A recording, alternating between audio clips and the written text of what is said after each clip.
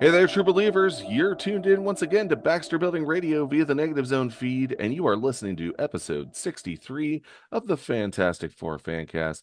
My name is Nate Charles. I am your host, and as always, I am joined by my co-host. His name is Shane Murray. How you doing this week, Shane? All right. Been an all right week. How about yourself? I have now worked 2 weeks of overtime, and I have just driven myself into the ground. Uh, but I'm getting by. We're still trucking. Yeah, that sounds miserable. Oh yeah, I'm exhausted, but what else is new? So, what Uh, have you been up to this past week? oh man, Thursday went down to Philly to see the Foo Fighters. That was a good time. Yesterday saw Spider-Man. That was okay. And then started watching season 2 of Cape Crusader finally.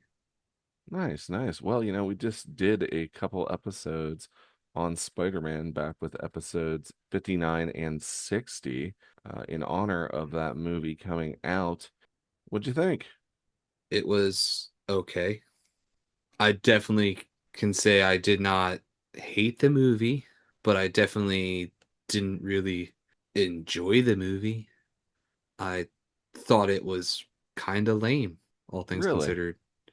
Yeah, the whole Jean Grey thing was, once I Whoa, whoa, figured that whoa. out, Spoilers, dude. Spoilers. Jeez. whatever. It's been out for 2 weeks and it's got made $1 billion. Like, if you haven't seen it at this point, like, whatever. It's not even a spoiler because D23, she was the first one to come out that announced the rest of the X-Men cast. Dude, I had a crisis this morning when I read the casting news because the dude who's playing Charles Xavier is a year younger than me. Like I about melted down over that. Just another reminder of my own mortality. Whatever. They're bringing Kylo in to be Mr. Sinister. Adam So, Driver, yeah, yeah. yeah, I said what I said. Anyway, back to Spider-Man. That's what Oh, we were. yes. Spider-Man was okay. I don't know. It left me at the same place that Fantastic Four left me last summer. Just wanting more of a story than whatever they tried to put there. It was just a boring plot for me. I guess like the final like 5 minutes there was okay. Halfway through that movie, I was like, man, this is like watching the Titanic.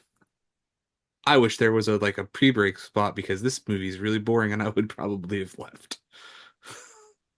Again, I think the only Tom Holland actual Spider-Man movie I liked was when they brought the other ones back. These movies have been flat the entire time. Well, I guess we're gonna have to agree to disagree on this one because I mean, I highly enjoyed Brand New Day. It was probably my favorite of the Tom Holland movies. Now, granted, do I have some disappointment that we didn't get like an actual Spider-Man villain outside of like a puppet scorpion? Yeah, but I mean, character-wise, I felt like everyone really did kind of feel in line for where their motivations were. I mean, some people might take umbrage with, as you said, Sadie Sink is Jean Grey, but her motivations that are set up, I think, are well in line with how that character, especially at that age, would address things. But yeah, I don't know. I thought like this was the first time that Tom Holland really felt like Peter Parker to me on the whole. And maybe it's because we just didn't have the specter of Iron Man hanging over the movie. Yeah, I guess there's that. I don't know. I really hate the talking suit thing, so like that still felt very Iron Man to me. Yeah, I mean, there was that. I will admit that him having some of the tech in his apartment that he did have did feel off-brand a little bit, especially the AI companion. But I love um, that they set it up for him to be the problem, the reason that they made Sentinels. I wouldn't say Sentinels, but maybe mutant control collars. So yeah, it was fun seeing the Hulk destroy stuff. That was about it. I really don't like what's his name as the Punisher. I can't stand the Punisher, and it made me not like the Punisher more. Not a John Barenthal fan. No, I do not like that guy. I don't think I've ever seen a thing I've liked him in. Strong words from Shane Murray. I'm sorry. He Yeah, seems like a I didn't say you had to apologize. I mean, these are seems your like opinions and I asked for them. So he seems like a decent enough guy. I hate his roles. It's like what's his name? Keanu. I no Keanu's a pretty decent guy. I hate every movie he's ever done. I mean, come on, man. Speed, Point Break, Matrix. No, I don't like anything he's ever done. I'm dead serious. Man, oh man. That's why I've never even attempted to watch a John Wick movie because I can't stand his acting. 20 years, my friend, and you are still full of surprises. Gosh. I feel like that shouldn't surprise you. Maybe I'm the naive one. Maybe that's what it is. You know what I did watch this morning to get the bad taste out of my mouth from last night? It's gone from being okay to I need to get the bad taste out of my mouth. Well, it was a bad taste. It was okay. It was a bad taste though. Like I'm like this made $1 billion. Somehow Superman, which is a far superior movie, didn't make $1 billion, but this piece of shit did. So Now it goes from being okay to being, oh my gosh. Okay. All right. it's like a solid 6 out of 10, and it made $1 billion. Anyway, what did you watch to get the taste out of your mouth? Fellowship of the Ring Extended Edition. I Perfection. I have only been able to sit through those movies once. I watched the extended editions a lot, and I watched Fellowship of the Ring at least once every other month. They're like support groups for that, or No, I don't think so. The every support group I found is just like you've not watched enough if you haven't watched 1,000 times, and I'm like, I don't know if I've hit 1,000 yet. well, you're probably getting close. No, I'm definitely close with the Empire and Jaws. Definitely not with that though. I probably have another 20 years until I'm close. All right. How about comics? You had a chance to read any of those lately, aside from the Nope. one we're covering today? No? The one from today, man. I did Because manage to read the first issue of Terminal since we last talked. that's nice. I wish I could read comics. I don't have time because like you work for 12 between driving and back and forth. I'm out of my house for 12 because I'm so far away from work. Then I make dinner and then it's like I don't want to do anything after that usually. It's Makes you pretty long for those weeks that you were out sick, huh? I literally keep staring at the backlog and I'm like I don't even know when I'm gonna get to touch that. Dang, dude. It's depressing. Yeah, yeah. I think I'm gonna have to go down to like maybe 5 books a month and maybe I can keep up then. Yeah. What's your keep list? I don't know. I had it down to 10 and I now have to take that 10 down to 5. Well, let's be real. The Teenage Mutant Ninja Turtles isn't long anymore. Yeah, well, there's two of those though, because there's Shredder also. So like, and I'm liking that. I don't want to drop that. Okay, so S- TMNT and Shredder. So that's two. You That's got to keep two. Fantastic Four. Like, Uh, yeah, kinda. But like, that would be maybe if I've run it to 6, because like, uh, well, folks, we're currently auditioning for co-hosts on the Fantastic Four Fancast. If you are interested, you can email us at fan4fancast@gmail.com. That's FA at the number 4, FANCAST at gmail.com. Uh, like, Shane is handing in his credentials right now. well, see, that's the problem. So like, I want to keep Shredder, but I'm probably not going to because it's going to be Superman action, Supergirl, TMNT, and these one book. Maybe you can call it 6. Maybe I can do 6, but like Yeah. it's gonna be. All kidding aside, Shane, if you're not enjoying a book, like, I mean, I'm It's assuming not. you're enjoying everything that you're reading, obviously. You got it down to 10 titles. But, like, if it's something that you're not enjoying as much that you feel like you can invest the time and money into it, you honestly should not be reading it. So, I mean, obviously, we don't cover current stuff very often, but Well, so I have two issues I'm still that are sitting in the backlog from missing all of July, and the first one came out earlier this month. So like or the second one came out earlier this month. So I will see what happens after I read them. I did enjoy the last one when they did that whole Future Foundation thing with the thing. So like it's probably gonna have to be 6. I probably can't go less than 6 because I don't want to lose that. I'm not unenjoying what Ryan North is doing with that. It would probably be. Batman and then Fantastic Four. It'd be one single Marvel book.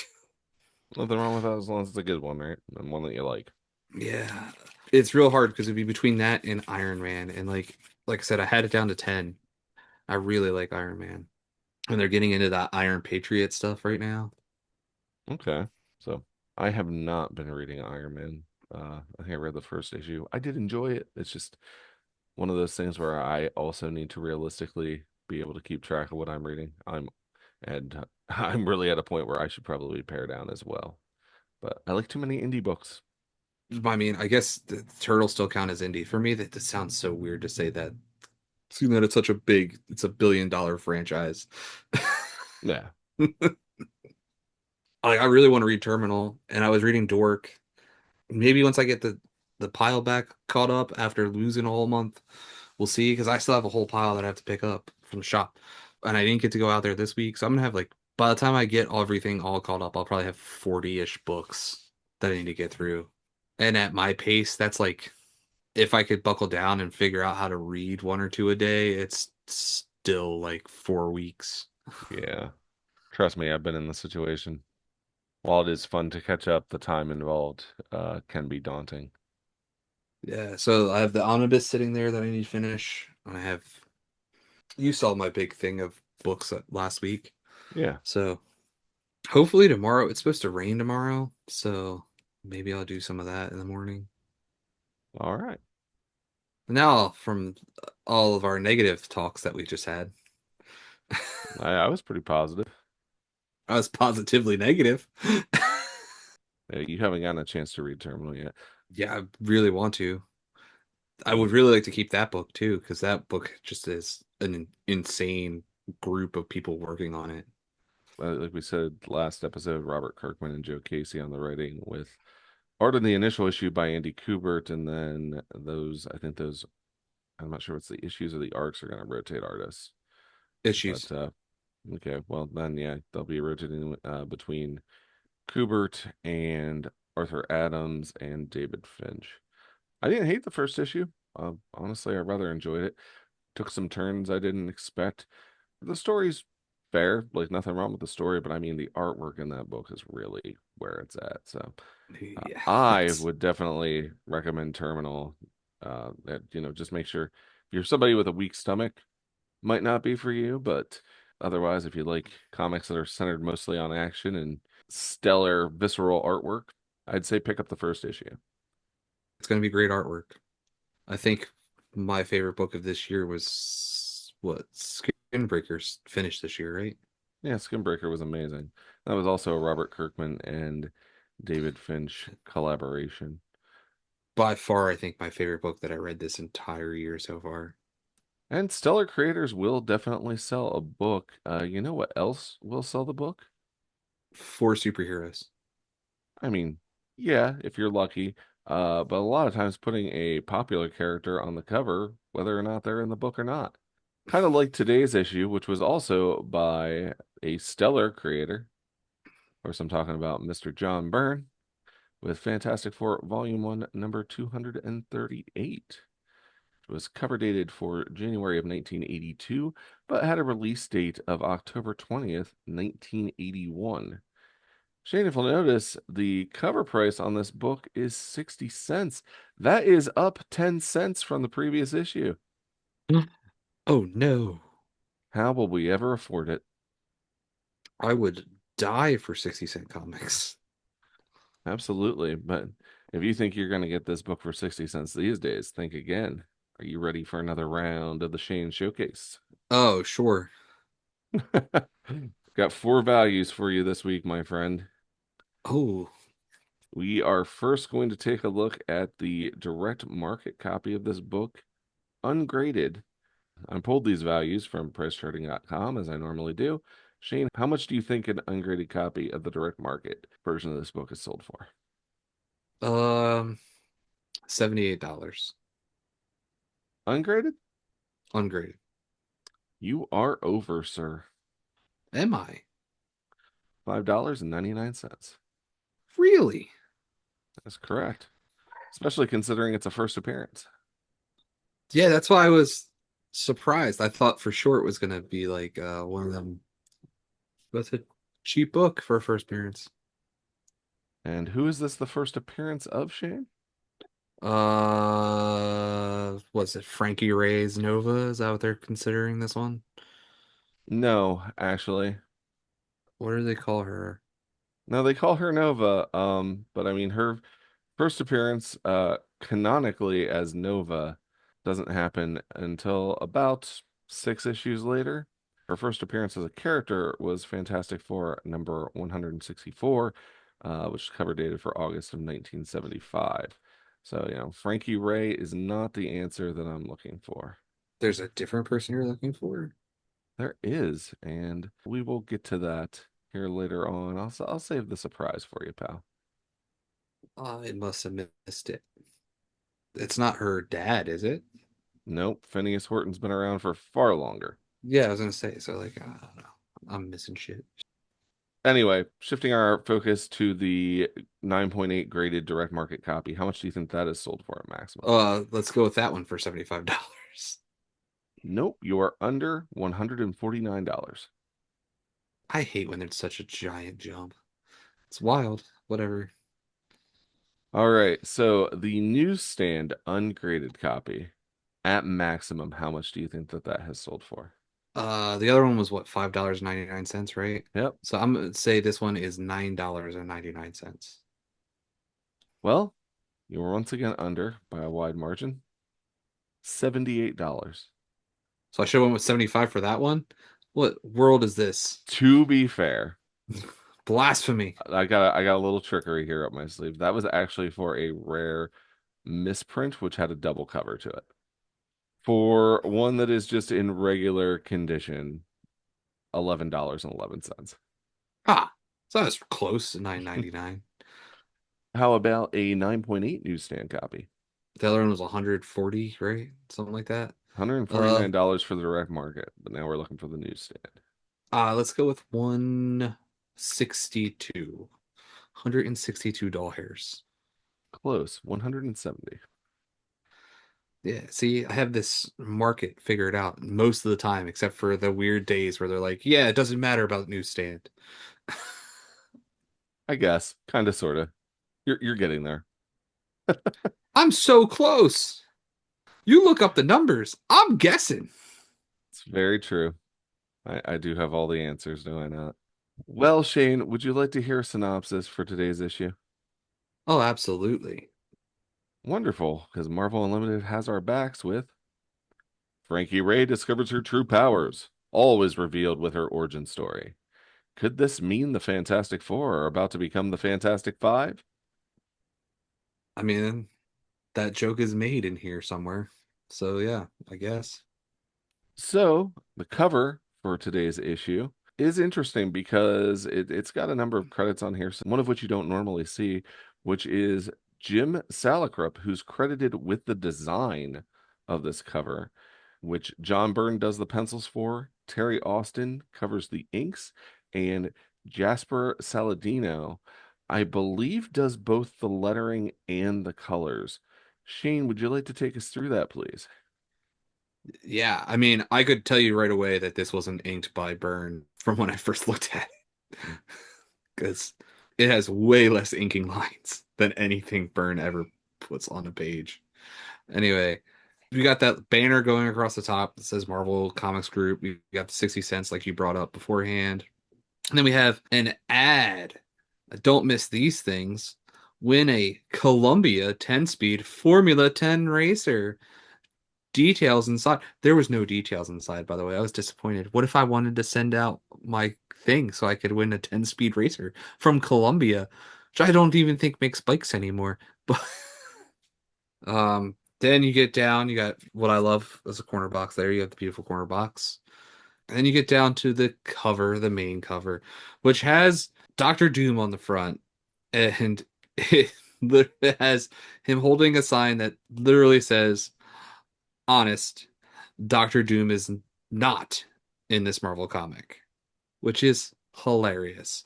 But behind Doom, you have Johnny Flame Dawn looking like he's about to toss a fireball, Sue holding back Franklin.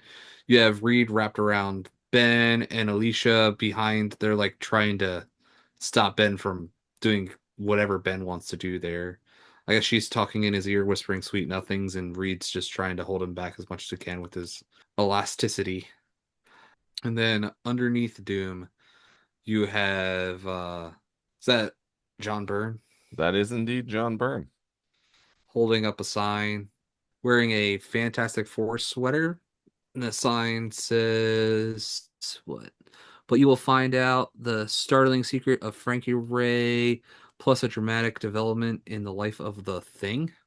You also, Byrne is also wearing a button on his sweater that says artist writer. And then below Doom's feet, that's it. So what you're looking at below Doom's feet is it's the signature for John Byrne and for Terry Austin. It reads Byrne and Austin dash guest inker of a story in this crazy book. Now, one of the things you did bring up when going over this cover, Shane, was the gag of the sign that Doctor Doom is holding where it says Doctor Doom is not in this Marvel comic.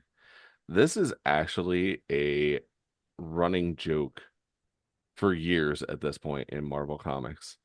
The first time that this happened was way back in Strange Tales Volume 1, number 122 on the cover. Has a Human Torch story and then a small image of Doctor Strange. In the lower left-hand corner of that cover, you have a picture of Doctor Doom, and the caption above reads, Doctor Doom does not appear in this story. We just felt like drawing his face. So Stan and Jack had been pulling this gag for a while beforehand, and this was just the latest instance of it. I mean, okay, fair enough. All right, and we actually have two separate stories in this issue. The first of which is written, penciled, and inked by John Byrne, with colors by Bob Sharon, letters by Jim Novak, and the editing duties were handled by Jim Salicrup, while Jim Shooter was the editor in chief. So let's open our book to that story.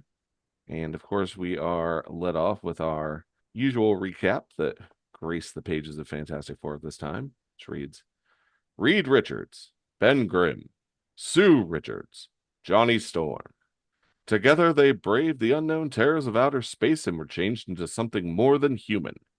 Mr. Fantastic, the Thing, the Invisible Girl, the Human Torch. And now the world will never again be the same. Stan Lee presents The Fantastic Four.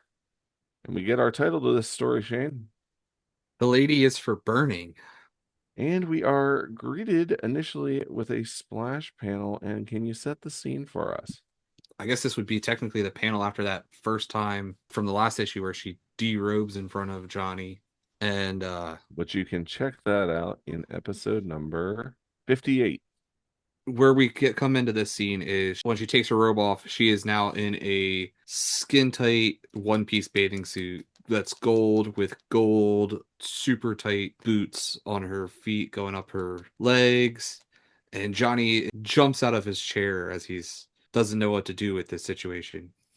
5 minutes ago, Johnny Storm entered the apartment of his girlfriend Frankie Raye with nothing more on his mind than apologizing for his long absence. And what was that due to, Shane? The Human Torch and his three partners were prisoners of Doctor Doom. And you can check that out back in episode 54, where we covered Fantastic Four, Volume 1, number 236, Terror in a Tiny Town. Instead, he found himself confronted with a discovery which is destined to change not only his life, but those of all the Fantastic Four as well. Do you see it, Johnny? Please tell me you can see it too. I see it, babe, but what is it? What's it for? That's just it, Johnny. I don't know what it's for. I don't even know where it came from. Johnny puts his hands on Frankie's shoulders, says, You don't know where it came from? Now, come on, Frankie. I know you've always been bothered by my being the human torch, and I know sometimes I've been careless about flaming on in front of you. But if this is some kind of weird gag to get back at me, Johnny, please, it's no joke. I've been almost out of my mind for nearly a month, catching glimpses of this thing in mirrors, in store windows, wondering if I was going mad. Can't you see, Johnny? Can't you tell by looking at it? This isn't just a costume. It's like my own skin. It won't come off.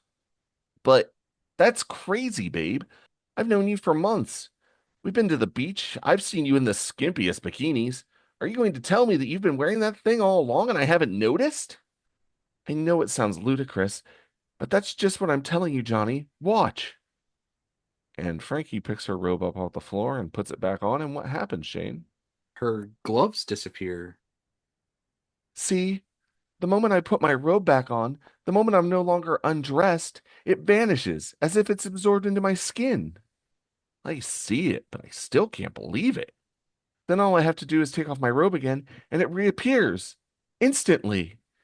And Frankie takes off her robe, and sure enough, what happens, Shane? It reappears. Gloves and full suit. Holy. You see, Johnny, you see why I've been so frantic? I couldn't tell my roommate. She'd think I was out of my head. And when I called your headquarters in the Baxter building, you got a recorded message saying the Fantastic Four were temporarily unavailable. But you must have some idea, Frankie, some notion of where this thing came from. No, no, Johnny, I don't. I've racked my brain for weeks, and all I've discovered is that I have no memory of my life before I was 14. And that memory begins in a dingy warehouse, with me naked under an old lab coat. Suppose now that I only thought I was naked, I was probably wearing this costume even then. I remember feeling monstrously hungry as if I hadn't eaten in days. And then, when I made my way back to where I thought I lived, it was deserted, stripped to the walls. I'd find no trace of my former life. I knew my name was Frankie Raye, and the name on the mailbox confirmed my father was Thomas Raye. And in that mailbox, I found an envelope addressed to me and containing $1,000. Every week after that, another envelope would come, always with a different postmark, and always with money, enough to live on. And you never questioned where it was coming from? Never tried to find out what had happened to your father? It it just never occurred to me.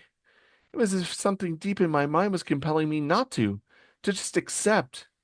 And Frankie puts her hands up to the side of her head, grasping her hair and massaging her temples. It went on like that for almost 6 years. And then one day the money stopped. And that was just before the night at the last disco club, the night I first saw you. I was attracted to you from the start. And then I realized who you were, and my fear of fire turned that attraction into almost a revulsion. Yet it was as if I'd somehow found a part of myself I hadn't even known was missing. I found myself irresistibly drawn to you, drawn to the human torch. Oh, Johnny, it's all so insane. Sometimes I feel I'm right on the edge, as if the veil is about to be torn away and I'll know it all. Keep pushing. You gotta keep pushing. There has to be an answer, some key to your past. I've tried. I've tried so hard, but but it hurts. It feels as if my head is going to explode. Keep trying. Keep pushing. And what begins to happen, Shane? Frankie begins to start lighting up. Little steam and fire starts to come off of her as she starts smoking there. Frankie and Frankie bursts into flames. And can you describe how her appearance changes here, Shane?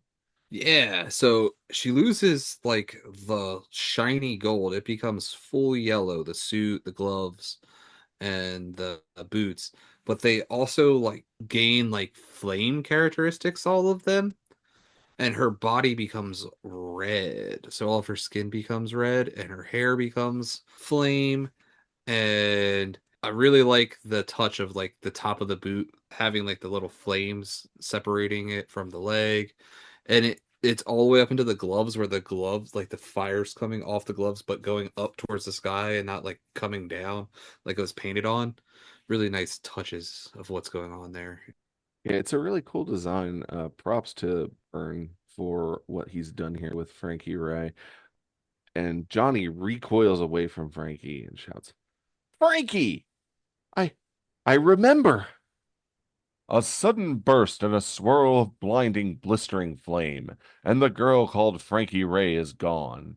In her place, a gold and crimson comet streaks skyward, oblivious to the man-made barriers in her path, and she burst through the ceiling and roof of her apartment and into the sky. And for a moment, the Human Torch can only stand dumbfounded. She she flamed on. But that's impossible. I'm the only one who can still do that. Gotta go after her. But first I gotta draw the flames of her fire trail to me before they burn down the whole building. Flame on! And what does Johnny do here, Shane? As he flames on, he absorbs all the fire that she left in her wake before he goes and chases her out the top of the building. Did it. Good thing Frankie has a top floor apartment. At least she didn't kill anyone on her way out. Now, where the heck is she gone? There she is. But look at the speed she's going. Unless she's a lot more powerful than me, she's gonna burn out soon. Frankie? Frankie, if you can hear me, slow down. You've got to slow down. Slow down? Why? I'm free, Johnny. I know who and what I am. I'm free. Free? What the heck is she talking about? Can't worry about that now. At least I know it's still Frankie. I can still talk to her. Frankie, please, you got to listen to me. I don't know what this power of yours is exactly, but something tells me this is the first time you've really cut loose with it. Please, go slow. Be careful. You don't know how much trouble you could get into. Trouble? I'm not in any trouble, Johnny. For the first time in years, I'm completely untroubled. I'm so sure, Johnny. Me too, babe. Sure, you're going to get yourself hurt if you don't let me help. What? That's sign. And what happens, Shane? Johnny catches her and pulls her away from the sign right before she goes head first into it. What is on that billboard anyway, bud? I don't know. It looks like a telephone billboard. I was really trying to figure that out myself. I mean, I can see because of the placement of the hand towards the face and the fact that there's something in between, I can but you can take it as that. It may also be like for a face wash or something. I I don't don't I think the word "buy" is there, but it could also just be hair product. She could be stroking her hair. That was like a big thing in the 80s and 90s and with the shampoo stuff. Remember the herbal essences commercials where they're like, Yeah, so talk about the definition of sex sells with those herbal essences commercials. Jeez. hey, I They're a love bit those commercials. yeah, I'm sure you do. I said did. Did. Johnny grabs Frankie and pulls her away from the billboard. You know, Frankie Raye would probably be a good candidate to sell herbal essences, right?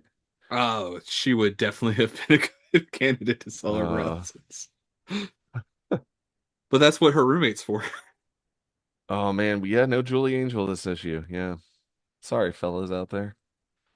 And as Johnny carries Frankie away through the sky, he says, now, will you do as I ask and take it slow and easy? I know what you're feeling, Frankie. I felt it myself when I first became the Human Torch. There's no sensation in life to match the feeling of flying. Flying all by yourself just thinking it?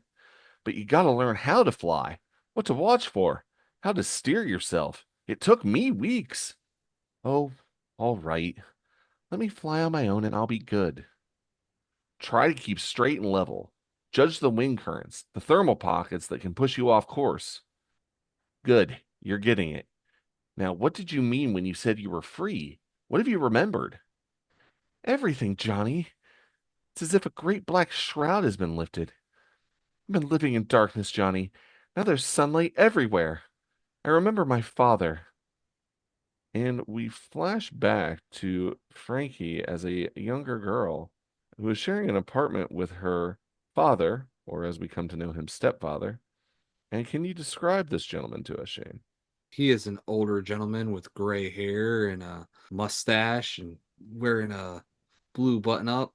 I bet you he's in his late 50s, raising a teenager by himself. Not something that most old guys would want to do. He was my stepfather, really.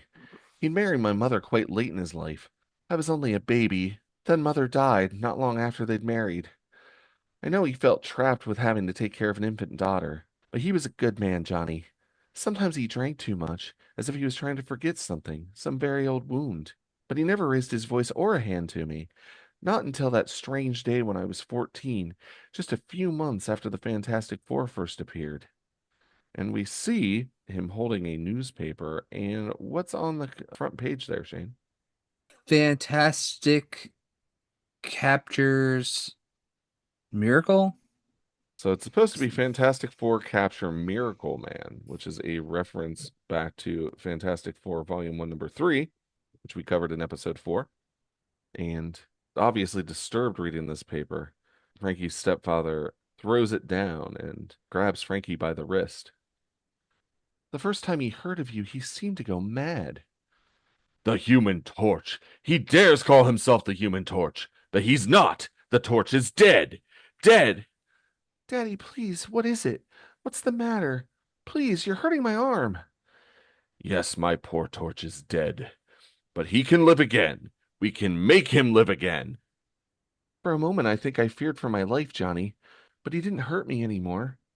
He took me down to our car and we drove to a part of town I'd never seen before, to an old deserted chemical company warehouse. To my amazement, my stepfather produced a key to one of the rusted padlocks and we went in. It's still here. All my equipment, my chemicals. The government impounded them, said the torch was too dangerous, said they couldn't permit me to continue my experiments. You can't imagine how totally confused I was. As long as I had known him, my stepfather had been a simple repairman. His talk of government intervention, of experiments, it all sounded insane. And Frankie's stepfather begins to open various crates and boxes about the warehouse. Yes, everything is here. They forgot about it, you see. Lost in all the paperwork of World War II. Even my precious molds left to rust. Fools! They could have had an army of torches to battle the Nazis.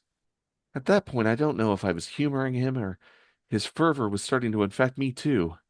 Whatever it was, when he started carrying boxes and cans out to the car, I was eager to help. Careful, Frankie. And Frankie picks up a large barrel. I'm okay, Daddy, really. I'm a lot stronger than I look. Yes, I was strong enough, but the floor wasn't. And what happened, Shane? Floor collapses beneath her foot and she falls down. And as she falls, whatever's inside the barrel starts to have a reaction and it flames on as she's crashing to the floor. Suddenly I was falling, and as I toppled, I felt the old chemical slosh inside the drum and grow hot. The next instant I was engulfed in flame. Frankie! And Frankie's stepfather drops the boxes he's carrying to the floor. What happened then was, well, a miracle.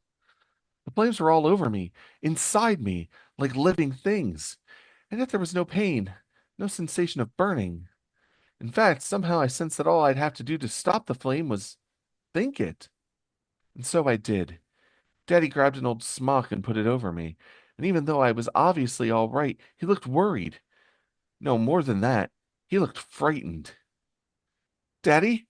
What what was it, Daddy? What happened to me? The fire. Co- Cover yourself with this, Frankie. Oh, my poor child, what have I done to you? He said then that he wanted to hypnotize me, to open my mind in order to see if there was any psychological damage. I trusted him. I agreed. He hypnotized me all right, but so that he could put blocks on my memory, make me forget what had happened, forget the fire, fear fire. And all the time he kept apologizing, saying how sorry he was for what he had done to me. I just didn't understand. Then, almost a year later, a package came for me, and inside was this costume and a cassette recorder, the tape message from my father, using a code word he planted in my mind. He told me to put on the costume and destroy the tape. I did. The costume somehow controlled my flames.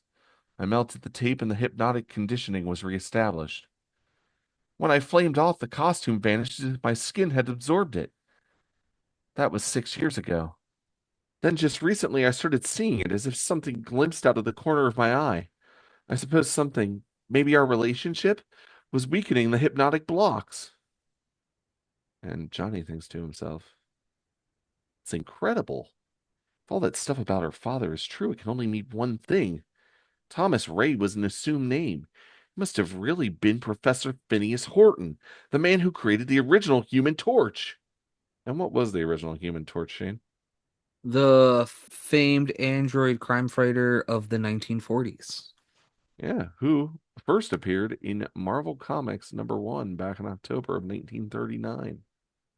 And Frankie pulls ahead of Johnny and begins to pull a spin maneuver.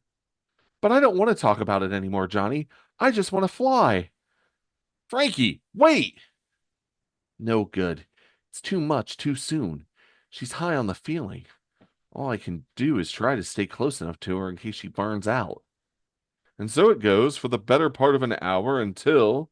What does Frankie do, Shane? She goes up and goes into upper atmosphere. Higher! I just gotta get higher!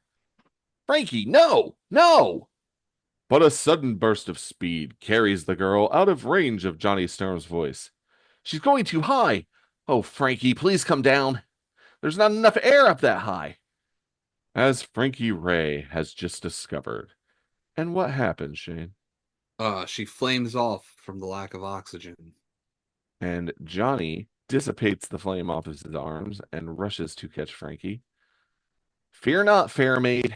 It's the ever alert Human Torch to the rescue. Johnny, what happened? Lesson #1 for superfolk, Frankie. Know the limits of your power. I can fly far and I can burn real hot, but when I run out of air, I fall down and go splat. Now, will you do as I ask and let me help you learn how to use this power? You win, Johnny. Or should I say, teacher? Right, so let's get down to a safer altitude. And as the blanket of air grows steadily thicker, what happens, Shane? Frankie flames back on and goes to get out of Johnny's arms. Thanks for the lift, Johnny, but we're low enough now for me to flame on again. Okay, but with a little restraint this time, huh? All right, Teach. We've had lesson #1, so what's #2? Second thing we have to do is find out just how your power works. It must have upper limits, and the safest way to discover them is to have Reed examine you. So back to the Baxter building we go, and hope that my brother-in-law isn't too engrossed in his latest framostat to take a look at you. Reducing the intensity of their flames, the torches swoop low across the concrete canyons of Manhattan, bound for the world-famous headquarters of the Fantastic Four. And inside that august edifice, what do we find, Shane? We find Reed working with Sue, testing her invisibility. Now, with this panel, Shane, does that machine look at all familiar to you that he's using to test Sue? Yeah, but where have I seen it before? Besides You the fact s- that it looks like a movie camera. you saw that back in Fantastic Four Volume 1, #10, in the very first panel of that story. Byrne has actually rendered the same machine here. And if anybody who wants to check out our coverage of Fantastic Four Volume 1, #10, go back to episode 35. Have yourself a listen. Now, I think Byrne's version of this machine may have a little bit more detail on it than Jack's, but still very obviously the same machine if you compare the two panels. Yeah, I mean, I see it for sure. So, And Reed says, Excellent, Susan. The exercises we developed to refine your invisibility powers have been more successful than I had hoped. Even maintaining both yourself and that stool invisible has no measurable effect on your abilities. You were clever enough to suggest keeping my costume invisible under my street clothes, Reed. After several weeks of that simple exercise, my power has become even more second nature than it was before. Fine. Now we'll test the strength and endurance of your projected force field in order to. But what happened, Shane? Johnny rushes into the room, dragging Frankie in behind him. Reed, Sue, you're never going to believe what's happened. After a quick recap, amazing. Those vintage chemicals must have merged with your cells somehow, affecting molecular structure in the same manner that the cosmic rays affected the Fantastic Four. Can you test her, Reed? Find out just how powerful she is? The man called Mr. Fantastic nods, and a few minutes later, the two torches and the invisible girl have joined him in another of the extensive laboratories housed in the upper floors of the Baxter building. And we see Frankie on an examining table, a number of probes hovering over top of her. All systems show ready, Reed. We can commence testing any time you like. Thank you, darling. All right, Miss Ray, whenever you're ready. I'm as ready as I'll ever be, Professor Richards. So, after several hours of exhausted tests, well, my findings correlate much as I might have expected. Frankie's abilities correspond to Johnny's, as would the biological differences between a normal man and woman. Johnny's flame burns hotter, and he is capable of greater speeds, but Frankie's flame has a more precise temperature range and will burn considerably longer. What does that all mean, Reed? Well, I would say if Frankie is interested, then after a suitable period of training, we may be calling our friends at Marvel Comics and telling them to start publishing the Fantastic Five. Yeah, boy! Elsewhere in the Baxter building, what do we find, Shane? We find Ben carrying a gigantic crate for Reed. You say gigantic. How big do you think this is? Ben's literally carrying it on his back. I mean, well, how big is Ben? Did we figure that out last time? He's what, 6 foot, right? 6'6". All right. It is double the size of him. So it's at least 13 feet tall. And he thinks, dag nab delivery men. You'd think if they had to bring a ton of stuff to read, they'd at least bring a crane or something to get it up here. But no, I can just hear 'em. They don't need no cranes or nothing. They got the thing. Well, Mama Grimm didn't raise her boy Benjamin to be nobody's workhorse, even if I can carry a ton without working up a sweat. And Ben puts down the crate and lights up a cigar. Oh, well. Now that that's done, I wonder if the other's up for a pizza or 20. And Ben walks into the next room and sees what, Shane? Frankie and Johnny in an embrace while flamed on. They're hovering in the air and they're giving each other quite the smooch, are they not? Oh, yeah. It's like your girlfriend in high school, bud. And Ben, shocked by this turn of events, says, now what? And so it goes. Interlude. The chill of November winds cut keenly through dusty streets. The silence is heavy here. Benson, Arizona has never been a boom town in the 115 years of its existence. Its people have barely scraped their survival from the unforgiving desert. And can you go ahead and describe Benson, Arizona to us, Shane? Yeah, it looks like any of the rundown coal towns except in the middle of a desert instead of being in the hills of like West Virginia. Old factories and old buildings just sparsely populated. But for many, it is home, and they would not trade its peace and tranquility for an easier, if more hectic life. Some have seen the other side of that coin, and like the couple who practice medicine out of this house, have never had reason to regret their move to quiet, isolated Benson. Until now. And we see inside this house, and there are four people present, Shane. Can you describe them and the scene to us? Yeah, we have a woman in a lab coat. We have a older gentleman with glasses in a lab coat, and we have a middle-aged guy that looks like would be a sheriff almost.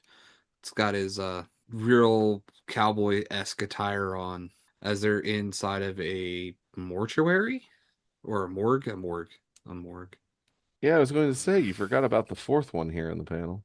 Oh, yeah, there's a guy that you don't really see. He just is kind of looks like he's screaming up into the thing and he's in shadow, all black, in the morgue. And the male medical professional, who we can actually see has a pair of crutches mounted to each wrist, pulls a sheet up over the deceased. And this woman says, is it Jake? Is it another like the others? No doubt about it, Penny. Incredible as it may seem, this man was literally frightened to death. And the sheriff says, that ain't hardly something I can put on my report, Doc. Ain't you got something more medical like? Sure, Sam. You can call it a massive collapse of the cardiovascular system brought on by extreme nervous distress, but it spells the same thing. And they exit the examination room or mortuary as the sheriff goes to put on his hat and says, well, I growed up in these parts, Doc. I ain't never seen nothing like this. Neither have we, Sam, and Jake was in one of the biggest hospitals in New York for 20 years. Jake, you know what we have to do. We don't have to do anything, Penny, but I know what you mean. It's just that it's been so long. To call on him now, well, I can't help but wish there was some other way. Jake, you know I've always trusted your judgment implicitly. In the years I was your student, in the years we've been married, I've never debated your decisions. But this is way out of our league, Jake. This is way out of anybody's league, at least anybody without special abilities. The only ones who can help us now are the Fantastic Four. Shane, Yeah. I made mention earlier that this was a first appearance. It is in regards to one of the people on this page. Care to take a guess? Is it the guy in The Shadow? It is not. Is it the sheriff? It is not. It's actually two first appearances, I should Okay, so say. the doctors. It is. Is it Ben's aunt? Ha ha! You got it. First Aunt Petunia. I was thinking about it for a while, and I was like, wait a second, Penny, Penny, Penny. I bet you he could use Petunia as a nickname. Oh no, Petunia is her full name and Penny is a nickname. And you can't forget Uncle Jake. Uncle Jake's That here too. I no, that's what I meant. I meant that you could get Penny from Petunia. Yeah. So yeah, first Aunt Petunia and Uncle Jake. So we flip our page, and what do we have here, Shane? Marvel Masterwork pinup. Don't you love these, buddy? I do. And what is today's Marvel Masterwork pinup? It is Sue in the like library nook of the Baxter building, it looks like. And Sue is not wearing her Fantastic Four uniform, or at least so that we can see. Can you describe what she's wearing and doing here? Yeah, she has a dress and she's sitting on the bookshelf there with the window open behind her so you can see out into the city, and she has like a white blouse on. The dress is like a pinkish purple. I'd call it magenta. It seems light for magenta, but we can go with magenta. That's not fine. And she's looking over some paperwork in her hands.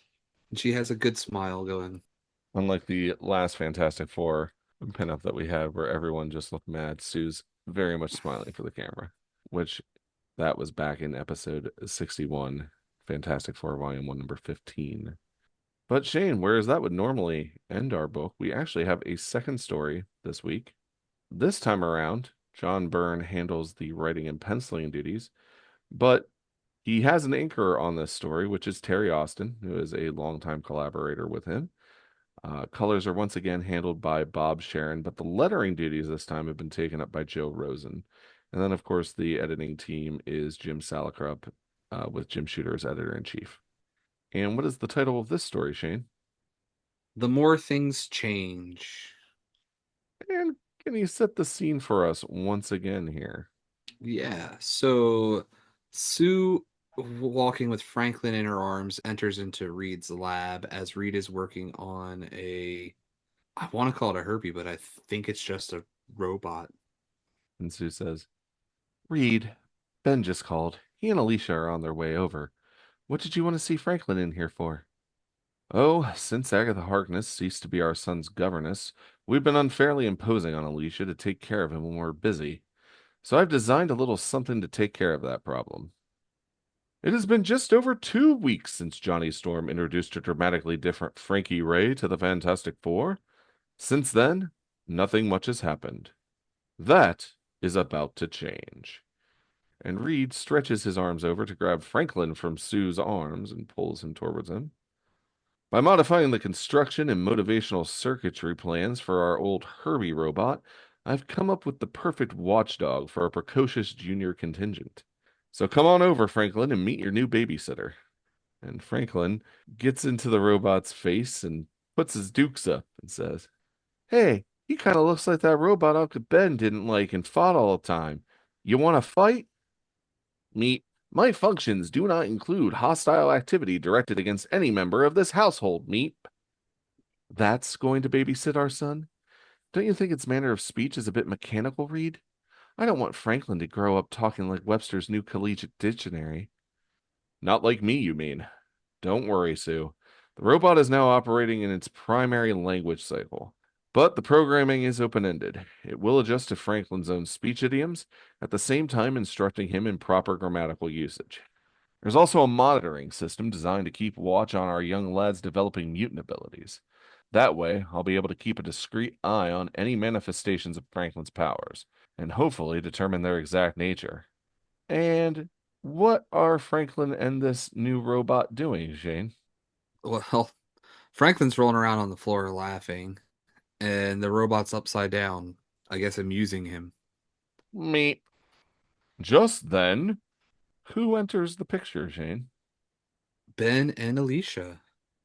And we got to pay our dues to Ben and Alicia's style here, Shane. What are they wearing? Oh yeah, Ben comes in this gigantic turtleneck and jeans. And Alicia's got a coat on and her turtleneck and a beanie. Heads up, everybody. Your favorite blue-eyed idol of millions is here to brighten your day, spread sunshine and sweetness wherever he goes, with the ever-able assistance of just the most gorgeous and talented little sculptress this side of anywhere, Miss Alicia Masters. Ben. Hey, I'm in a good mood today, baby. Ain't nothing gonna spoil. But what happened, Shane? He sees the Herbie. Thought we agreed this was not a Herbie. Oh, You, me, and well Reed he Richards all agreed this was not a Herbie. he called it a Herbie. He adjusted the Herbie. The robot babysitter, that was a Herbie. Meep. It. Herbie. He's back. He's back. Don't worry, everybody. I'll smash him. And Ben goes to hit this new robot with a right cross, but ends up punching the wall instead. Crunch. Meep. And Sue quickly forms a force field around Ben's wrist and pulls him back. No, Ben, it's not Herbie. It's Franklin's new babysitter. Huh? Huh. I take it all back. Just had my day ruined. Then let me see if I can possibly resurrect your previous frivolity, Ben. I'm glad you and Alicia dropped by just now. I have a very special surprise for you. A surprise? From Mr. Doom and Gloom himself? What kind of surprise? Something I've been promising you for many years, Ben, but I've only recently discovered the means to deliver. You'll just follow me, and Reed directs Ben and Alicia, along with Sue and Franklin and their new robot down the hall. Not so fast, please, Ben. I almost tripped back there. Sorry, Alicia. You get around so well, I sometimes forget you're blind. I thought I knew every inch of our headquarters, but I've never seen this area, Reed. The advantage of movable walls, my darling. I was able to create this area in secrecy. Why so hush hush, Stretcho? I've seen you tight-lipped before, but this is a record even for you. I didn't want anyone, especially you, Ben, to know what I was working on in here until I was absolutely sure it would work. And now I am, so I proudly present for your pleasure the mechanism which will cure the thing. And can you describe the device we're looking at here, Shane? Yeah, it's a circular device that has all kinds of monitors and it looks like a bunch of laser apparatuses or some kind of weird structures that'll probably put energy into Ben to assume sap the radiation out of his system. Reed, you've really done it? You've really found a way to restore Ben to human form? I believe so, Sue. There is, of course, only one test which can be absolutely certain, but Ben, you don't seem as pleased as I expected. What'd you think, Reed? That I'd be turning handstands? I've heard it all before, pal, and I'm still a rocky orange monster. I know I failed you in the past, old friend, but this time I'm sure. Correlated all the data on my past failures, all the medical readings I've taken over the years, every scrap of information I have on your metamorphosis. I know more at this moment about the precise mechanics of your condition than I ever have. How and why it happened, the exact frequencies and wavelengths of the cosmic rays that it triggered. And that is why I can promise you that this time it'll work permanently. Well, Alicia, do you want me to give it a try? Are you tired of being the sweetheart of a freak? Ben, darling, please don't ever say that.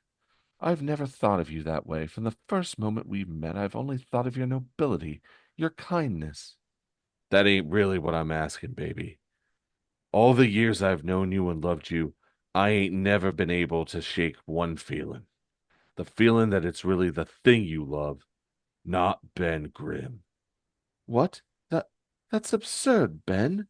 It's you I love. I don't care what form you wear. And Reed comes up from behind Ben and puts a hand on his shoulder. Of course she doesn't. We've debated all this before, Ben. Now come along. Your humanity is only a few minutes away. All right, big brain. Just don't rush me. She hesitated. Only for a second, but she hesitated. Was it because I never asked that before, or Ben? His life has been touched so much by tragedy, he can't accept something good when it finally happens. He's worried before that he might lose Alicia if he reverted to normal. How sad. And yet something in her face just then. It's so difficult to read her eyes. Is that concern for Ben's safety? Or is it something else? Some sense of loss? And what do you read from Alicia's expression here, Shane? I think she would actually be upset because she actually, not that she doesn't like Ben, but she likes Ben as the thing. I think Alicia is more worried about the results of this experiment because I think she's more worried about Ben's well-being than anything else. If it fails, what's his mental state going to be like? If it fails, does he get hurt? If it succeeds, what side effects might there be?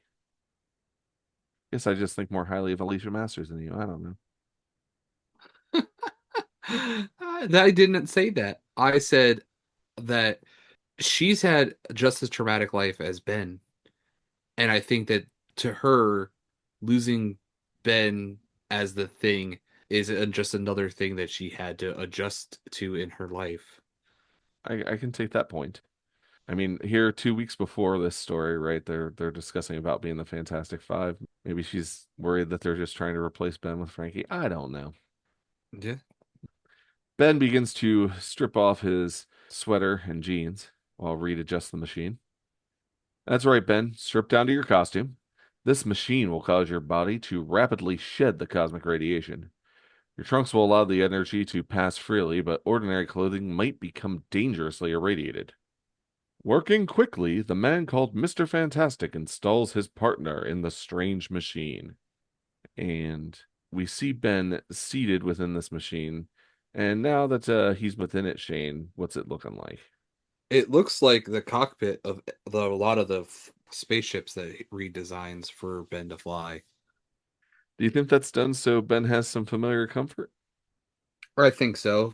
Plus, it's an easy way to probably get Ben's hands around something if you're trying to put energy through him.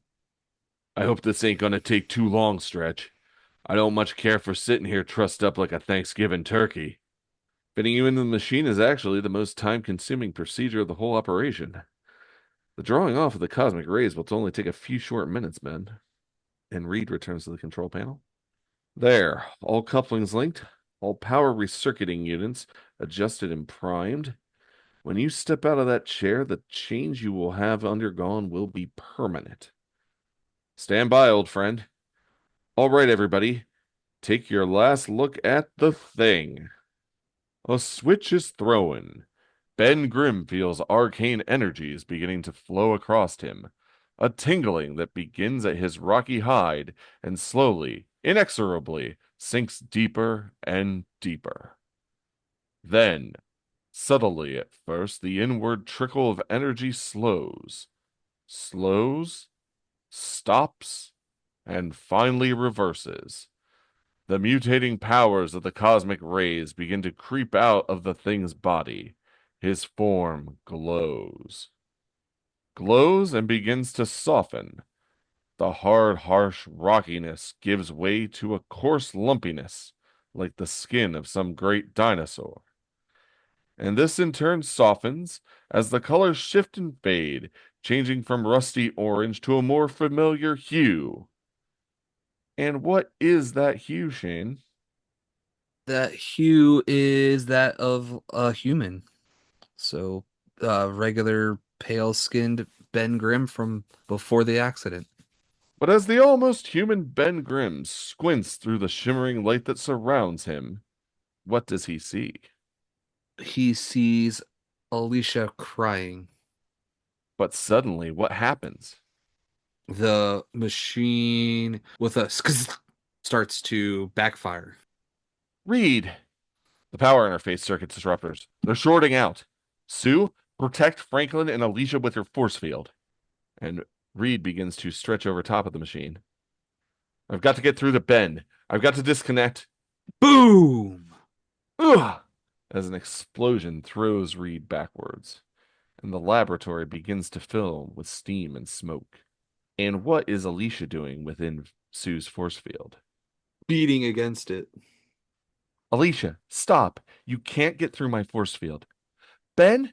Ben, are you all right? I heard that awful explosion. Ben! And Reed begins to crawl through the wreckage of the machine and the smoke. I can't see anything for the smoke. The whole condenser unit must have blown. But how? Why? Only a massive power feedback could cause. Ugh. Ben? Ben, can you hear me? Are you all right? No. No, I ain't all right. And I ain't never gonna be all right again. The brute-like figure lumbers smoldering from the smoke, and Reed Richards can only gape in awe and horror. This should not, could not have happened. All his tests proved that this would cure the thing. Instead, he faces an earlier form, a less evolved form of his partner. And Reed knows that what he said before holds true. No known power can undo this transformation. This time, it is permanent. Next issue, more on the most dramatic development of the Thing's career, plus the most unexpected guest star of all. Be here for Wendy's Friends. All right, Shane, what did you think of this one? The second part of this or the whole thing together? Well, you know what? Let's talk about the first story first. How about that? What did you think of our initial story in this run? I liked it because it gave me that resolution that I was waiting for from the last issue. So, if you were to just buy this one and not have any prerequisite into it, I could see you being confused. But I very much enjoyed the whole Frankie coming out and realizing why she was so afraid of fire and giving her that little backstory. That was awesome. What about yourself? Yeah, so the initial story I thought was a decent payoff to the mystery of Frankie Raye. I really did enjoy Johnny's ability to really take the situation seriously. Obviously, he's in a relationship with Frankie, but he cares about her, and he becomes very intent on figuring out how her powers work and making sure that she doesn't hurt herself or anybody else while using them. He makes a responsible choice by then taking her to be examined by Reed. I thought this was a really great Johnny Storm character development here, along with, giving the potential of a new heroine with Frankie and her powers. Yeah, that's a great way to put it. I mean, I'm always here for Johnny Storm development. I think that he's the character I've changed the most on since we've started our deep dive into this. I would say that my opinion on Johnny is also greatly improved since we've started the story. I've always liked Johnny Storm, but I've got a deeper appreciation for him now that we've started this podcast and have read so much more of him. And having to get inside his head when doing dialogue a little bit has greatly helped that as well. All right, so let's move on to your thoughts about the more things change. So, I think of the two stories, this was the lesser of the two stories, which is sad because I'm such a big Ben fan. But we've seen this song and dance so many times where Reed thinks he has it and it goes south. and Ben transforms for a minute and then goes back to being the Thing. Um, Not that Ben isn't as the Thing isn't Ben, but for some reason, Reed, I feel like it's more Reed at this point, especially in this. Like now, they seem to be in a good situation, but like I still think in the '80s or like when Byrne's doing this here, Reed still takes a lot of the responsibility on for what happened to Ben because he's the only one that can't turn off his powers. Absolutely agree with you on that. That's at the heart and soul of Reed and Ben's relationship for probably the first 30 years of Fantastic Four comics. I wouldn't say I feel like this story is any lesser than the other. I will say that I deeply dislike that Reed's standing there making all these promises. Because as you said, we've been through this song and dance before where Reed does something and it fails. I don't think under any circumstances should the smartest man in the world be going, I promise you this will work. I think he should be like, I think this should work, try it again. But because I mean, Ben knows that he's just, doing his best and he works on these projects and he wants to turn him back, but Reed should not be getting his hopes up as high as he is in this story, considering. And to Ben's credit, he does have some skepticism to it, but something about Reed's characterization threw me. I get wanting to tell this story, but I think they could have told this in like 2 pages and not a whole little short half book story. But you got to fill up 23 pages, right? Or 22 pages, whatever it is. Well, that being said, I feel like Byrne was definitely building some of the drama. He delves a little bit deeper into Ben and Alicia's relationship, with Ben basically asking the question, would you love me if I was a normal man, or is it just that you love this rock monster that I am? I do think that you get a fun interaction between Reed and Sue and Franklin with their new robot, who will come to be known as Hubert. There's some plot points that I think that'll pay off later on down the line that that's why you have a little bit more of an expanded story here. They could have kept this as one whole story with the Frankie Raye thing, where this was going on when Johnny brought Frankie in. Could you imagine if Reed was doing this experiment when Johnny showed up with Frankie and things blow up and Ben's mutated into a form that he absolutely hates and is not comfortable with? And then he goes, "Well, Frankie, get on the table. Let's check out what your powers are." That's what I mean. There was so much more drama, I think, to be set up if it wasn't divided into two completely different stories.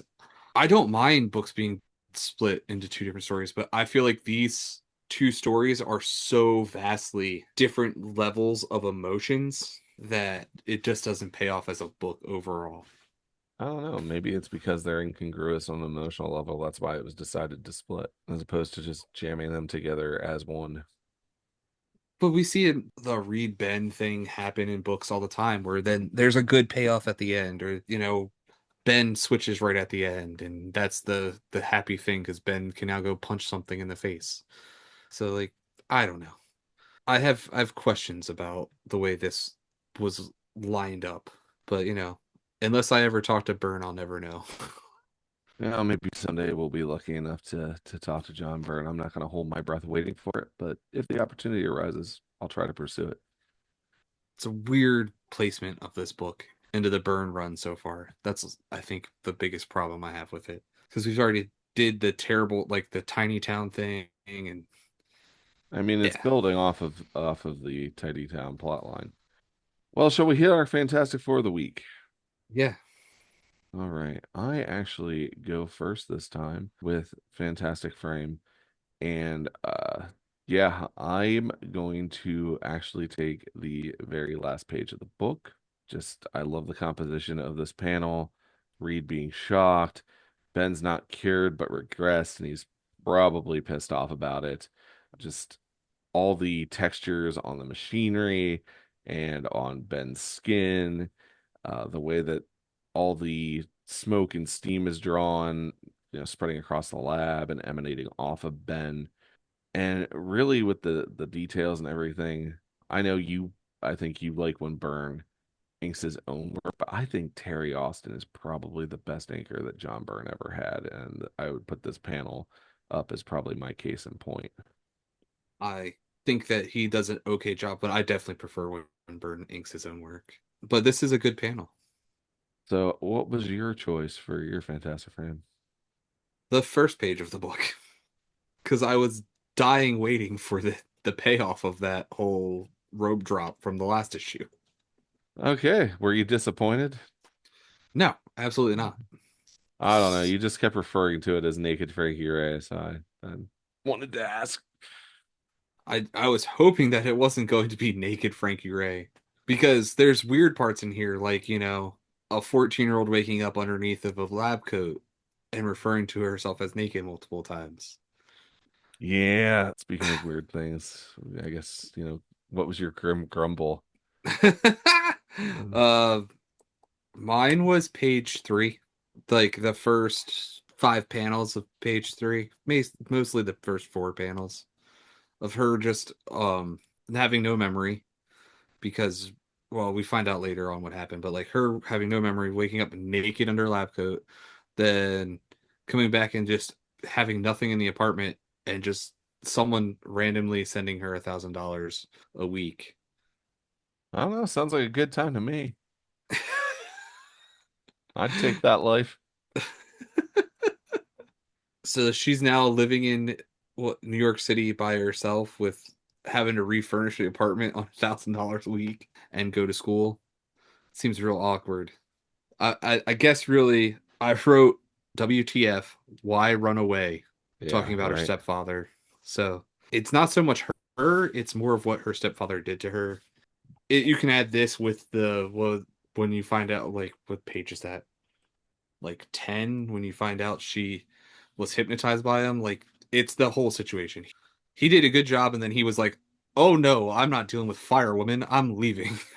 Considering that his whole goal during that tirade was to recreate the Human Torch, I would say it was successful. And then he just up and vanishes.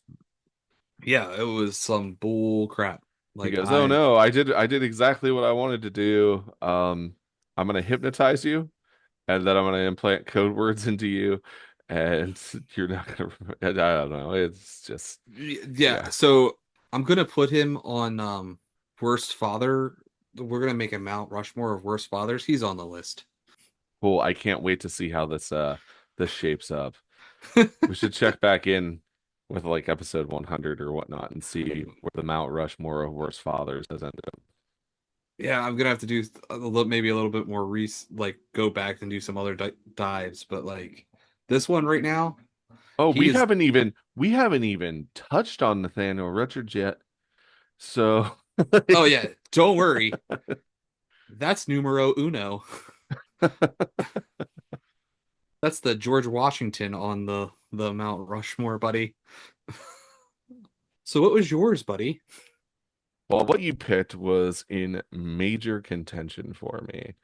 I actually ended up going with page 13, panel 5, which is specifically when Petunia says to Jake, "In the years I was your student, in the years we've been married." Oh, Um, so here's the thing. 9 times out of 10, I think the whole student and teacher romance dynamic is like creepy as hell. Now, this book also has my exception in it, which is Johnny and Frankie, because obviously Johnny is mentoring Frankie. But they you're knew also in each the other before that and are roughly the same age. right. He's Like, 2 years older, right? yes, something like that. And I don't know. It's just the the much older man with the much younger woman deal just really Mm. I, Ah, I buddy. can't get behind it. It's just doesn't work for me. So how about if I tell you that I know two different situations of this same thing, and one's an older man, younger woman, and the other one's an older woman, younger man. Okay. Doesn't make it better. I'm just saying. Does it sound like it's still weird either way, buddy? Yeah, no, I won't disagree. But yeah, so that was just the thing that got me. And it's and like I say, I'm not sure if we'll ever talk to John Byrne, and if he listens to this, he probably wouldn't want to talk to us. But like it's a recurring theme Oh, you think in he wouldn't his want to talk to us work. because of this, not the weird Alpha Flight stepsister situation? Yeah, but he made sure that he had Guardian shut that down. Again, that was why I gave him MFP in that issue, if I remember correctly, because he was just like, I don't care if it was adopted sister or not. He shut down that incest plot line real quick. He went out of his way at the end of the issue to do that.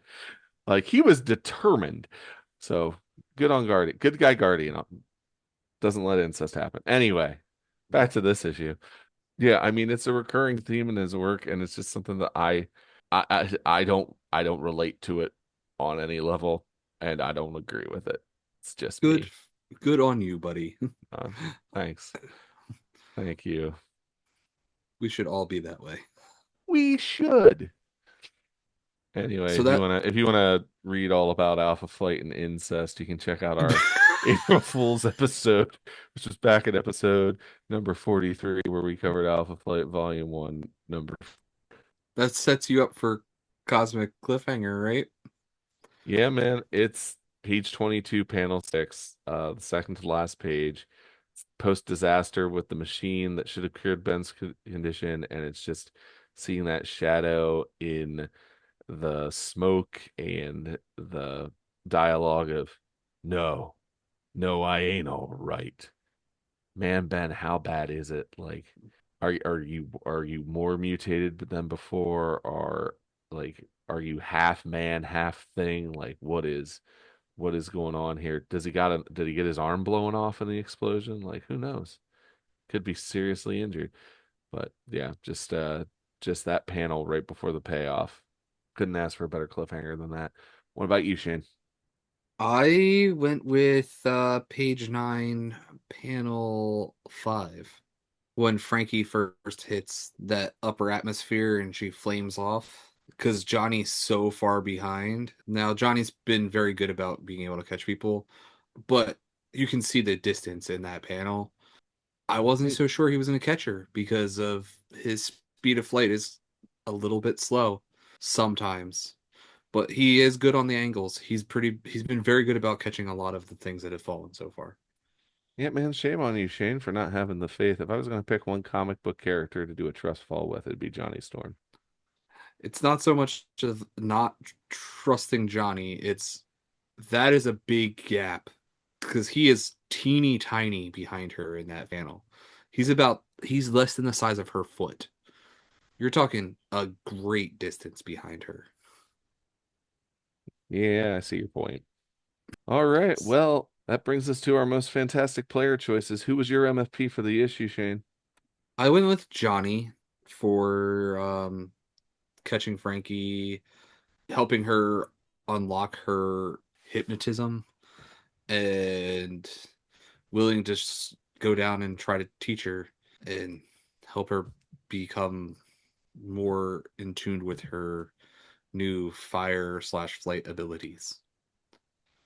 So I also went with Johnny as my MFP, yeah, because after he discovers her powers, or well, rather, they both discover her powers, he really steps up. He becomes the voice of reason, which is not something that we're necessarily used to seeing out of Johnny.